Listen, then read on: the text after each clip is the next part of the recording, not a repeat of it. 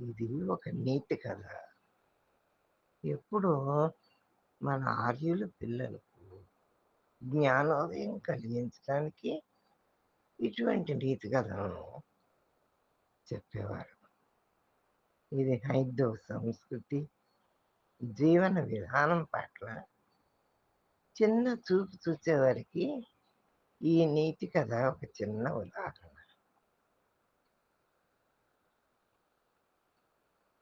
చిన్న చూపు. పూర్వం గోదావరి నది తీరాన ఒక మహారణ్యంలో పెద్ద సరస్సు ఒకటి ఉంది. ఆ సరస్సు చెంతనే ఒక చెట్టు ఉంది. ఆ చెట్టు దగ్గర కొమ్మన ఒక గండు చీమ నివసిస్తుంది. అదొకసారి పెనుగాలికి తట్టుకోలేక కొమ్మపై నుండి సరస్సులోకి జారిపడి తీరానికి చేరుకునటానికి ఎంతో కష్టపడుతుంది. కానీ ఎంతసేపటికి ఒడ్డుకి చేరుకోలేకపోతుంది.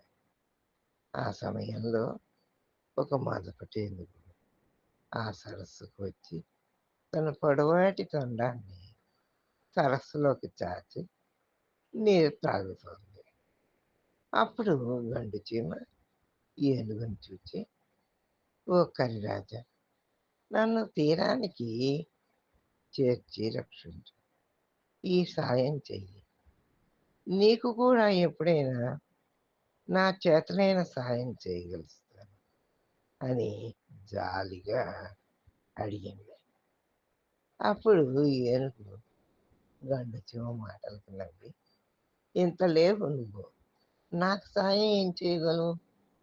అంత సాయం చేసేదానివా? ప్రాణుల్లోకెల్లా అతి పెద్ద ప్రాణిని నేను. నీవు నాకు సాయం చేయడం వట్టి మాట" అని అనగానే గండు చీమ ఏనుగుతో, "ముందు నన్ను ఒడ్డుకి చేర్చి పుణ్యం కట్టుకో" అని మరోసారి ప్రార్థించింది. ఏనుగు గర్వంతో అట్లా అంటూ సరస్సులోకి ముందుకు ఒక అడుగు వేసి తన పొడవైన తొండాన్ని చాచి చీమను నెమ్మదిగా పట్టి చెట్టు కొమ్మకి చేర్చింది. చీమ తనకి చేసిన సాయానికి ఏనుగుకు కృతజ్ఞతలు చెప్పింది. ఇక ఏనుగు అడవిలో తన దారిన తాను వెళ్ళిపోయింది. ఒకరోజు కొందరు వేటగాళ్ళు విల్లు బాణాలతో ఏనుగు దంతాల కోసం ఏనుగుల వెంట పడ్డారు. కానీ ఒక్క ఏనుగు కూడా వారికి చిక్కల. చివరికి చేసేది లేక వాళ్ళు సరస్సులో విషం కలిపితే ఏనుగులు నీరు త్రాగి మరణిస్తాయి. అప్పుడు తేలికగా దంతాలు తీసుకోవచ్చని సరస్సులో విషం కలిపారు. బోయేవాడు విషం కలపడం చెట్టుపైనున్న గండు చీమ చూసింది.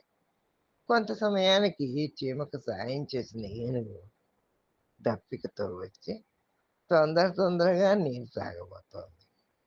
అప్పుడు చెట్టుపైనున్న గండు చీమ ఏనుగును చూచి, "ఓ కరిరాజా, ఆ నీరు త్రాగకు. వేటగాళ్ళు ఈ నీటిలో విషం కలిపారు. జాగ్రత్తగా చూడు.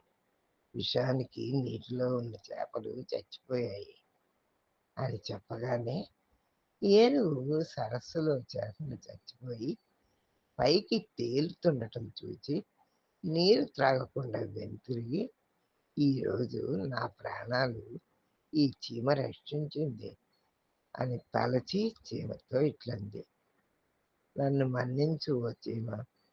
గర్వంతో నిన్ను నేను చిన్న చూపు చూచాను.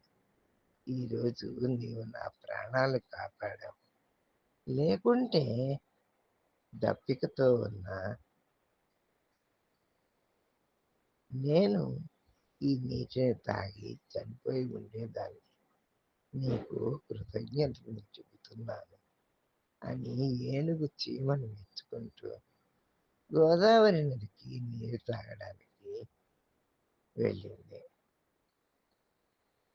ఈ చిన్న నీతి కదా మీకు నచ్చినట్లయితే లైక్ చేయండి, షేర్ చేయండి, సబ్స్క్రైబ్ చేయండి.